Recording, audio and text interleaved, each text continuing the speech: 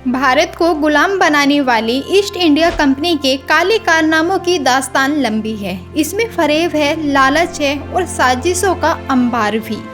Company व्यापार का चोला ओढ़कर भारत आई और धीरे धीरे एक बड़ी ताकत बन गई। अंग्रेज दरअसल भारत के इतिहास का हिस्सा ही नहीं होते अगर ब्रिटेन की रानी ने सन 1600 में ईस्ट इंडिया कंपनी के एक दस्तावेज पर दस्तखत न किए होते। आइए जानते हैं इसके पीछे की पूरी कहानी। ऊपर जो आप दस्तावेज देख रहे हैं ये भारत के इतिहास की दिशा मोड़ देने वाला बेहद महत्वपूर्ण दस्तावेज है। इसी कागज ने अंग्रेजों के अगले 250 साल तक भारत में रहने की नींव रखी थी। 31 दिसंबर 1600 यही वो दिन था जब ईस्ट इंडिया कंपनी को भारत में व्यापार करने के लिए ब्रिटेन की रानी एलिजाबेथ प्रथम ने इस चार्टर पर दस्तखत किए थे। इसके बाद ये कंपनी एक चलती फिरती सरकार बन गई जिसका अपना कानून, व्यापार और सुरक्षा व्यवस्था थी। चार्टर से मिली बेहिसाब ताकत के दम पर ईस्ट इंडिया कंपनी ने 150 साल के अंदर ही पूरे भारत पर अपना आधिपत्य जमा लिया। इस चार्टर के चलते ईस्ट इंडिया कंपनी को भारत में अकेले व्यापार करने का अधिकार मिल गया। यही नहीं, कंपनी भारत में जितनी चाहे जमीन खरीद सकती थी, उस पर किसी तरह की रोक टोक नहीं थी। कंपनी अपने मुताबिक नियम, कानून और दंड व्यवस्था बना सकती थी। जरूरत पड़ने पर कंपनी को जुर्माना लगाने और कुर्की करने का भी अधिकार मिल गया था। 1615 में इसमें एक बड़ा बदलाव और किया गया जिसके मुताबिक कंपनी भारत में मौत की सजा भी दे सकती थी। अब बड़ा सवाल ये है कि अंग्रेज व्यापारी एलिजाबेथ प्रथम से इतनी बड़ी छूट के साथ ये चार्टर क्यों हासिल करना चाहते थे।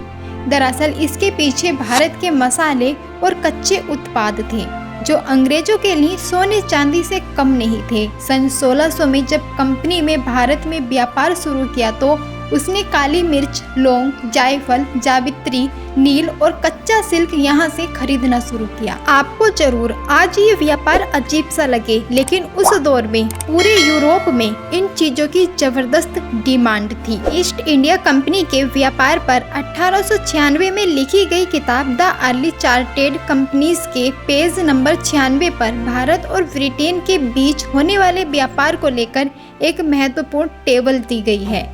ये टेबल आंखें खोलने वाली है। भारत के मसालों, नील और सिल्क को कई गुना कीमत पर अंग्रेज ब्रिटेन और यूरोप के बाजारों में बेचते थे। उदाहरण के लिए 1 किलो काली मिर्च उस वक्त भारत में जिस दाम पर खरीदी जाती थी वो करीब 13 गुना ज़्यादा दाम पर ब्रिटेन में बेच दी जाती थी। इसी तरह लौंग को करीब 8 गुना दाम पर, जायफल को करीब 12 गुना दाम पर, जावित्री को 8 गुना दाम पर और कच्चे सिल्क को करीब 2.5 गुना दाम पर बेचा जाता था। मुनाफे की इस मीनार ने ईस्ट इंडिया कंपनी के सपने को और विशाल बना दिया। कंपनी ने बेहिसाब मुनाफा देख सूरत में सबसे पहले 1603 में अपनी फैक्ट्री खोली, जहां उन्हें पुर्तगालियों का विरोध सहना पड़ा। पुर्तगालियों का दावा था कि उन्हें ही इस इलाके में व्यापार का अधिकार है। इसी के चलते पुर्तगालियों ने भारत में अंग्रेजों पर हमले करने शुरू कर दिए। अंग्रेजों को नुकसान हुआ, लेकिन भारत से मिलने वाला मुनाफा इतना ज़्यादा था कि उन्होंने 1610 में कई बड़े जहाज भारत को यात्रा के लिए तैयार किए। इस बार उन्होंने पुर्तगालियों से कड़ा मुकाबला किया और उनके 2 जहाज़ों ने मिलकर पुर्तगालियों के 4 जहाज और गोवा से भेजी गई 26 छोटी नौकाओं को खदेड़ दिया। धीरे धीरे अंग्रेजों की समुद्री ताकत काफ़ी बढ़ गई। जल्द ही अंग्रेजों को यह मालूम पड़ गया कि भारत में मुगलों के बिना सहमति और समर्थन के व्यापार आसान नहीं था। लेकिन मुगल दरबार में कैसे पहुंच बनाई जाए, यह एक बड़ा सवाल था। कंपनी को राहत दिलाने के लिए ब्रिटेन के राजा जेम्स ने मुगल बादशाह जहांगीर को 1614 में एक पत्र लिखा जिसका मजमून ये था कि बादशाह हमारे व्यापारियों को अपने पोर्ट और इलाकों में व्यापार के लिए बेरोकटोक अनुमति दें। साथ ही अपने गुजरात के गवर्नर और बाकी कप्तानों और फौजदारों से कहें कि वो इन्हें परेशान ना करें। राजा ने लिखा कि सर थॉमस रो मेरे भरोसेमंद आदमी हैं जिन्हें मैंने आपके पास भेजा है। 20 फरवरी 1617 को जहांगीर ने किंग जॉर्ज को पत्र लिखा और व्यापार में हर तरह की छूट देने की बात कही। साथ ही भरोसा दिया कि ना तो मुगल अफसर और ना ही डच्चों की ओर से उन्हें परेशान किया जाएगा। भारत में व्यापार के लिए सूरत अंग्रेजों की प्रमुख जमीन बनी रही, जब तक 1686 से 1687 में उन्होंने अपना व्यापार बॉम्बे शिफ्ट नहीं कर लिया। अंग्रेज यही नहीं रुके, उन्होंने मद्रास पट्टनम में कोरमंडलम पोस्ट पर गोलकुंडा के राजा से फोर्ट विलियम किले को तैयार करने की अनुमति हासिल कर ली। अंग्रेज अब सिर्फ व्यापारी नहीं रह गए थे, बल्कि वे भारत के राजाओं को सैन्य सेवाएं भी मुहैया कराने लगे।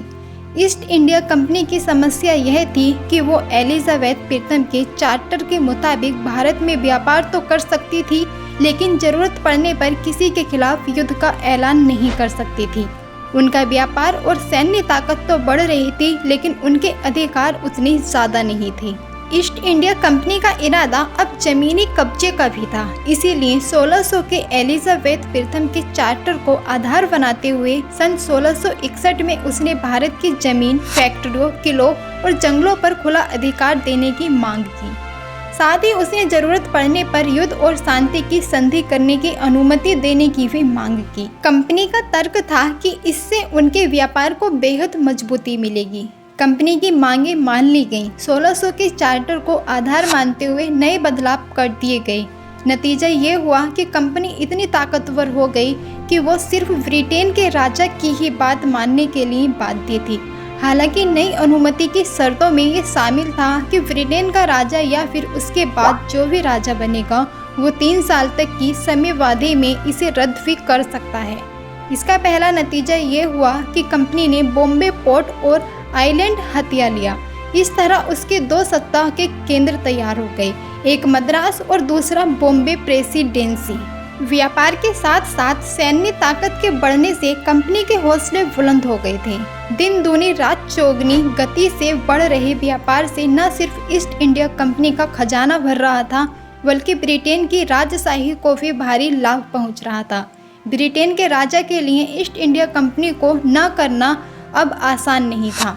कंपनी व्यापारिक ताकत के साथ सैन्य ताकत भी बन गई, लेकिन मुगल उनके लिए किसी नासूर से कम नहीं थे, जो समय समय पर आकर उन्हें एहसास कराते रहे कि इतना आसान भी नहीं है भारत में धौंस जमाना। दोस्तों, वीडियो में दी गई जानकारी कैसी लगी है हमें कमेंट के माध्यम से जरूर बताएं, और वीडियो पसंद आई है तो वीडियो को एक लाइक करके चैनल को सब्सक्राइब कर लें और साथ ही बेल आइकन बटन दबा दें ताकि आने वाली वीडियो सबसे पहले आप तक पहुँच जाए। धन्यवाद।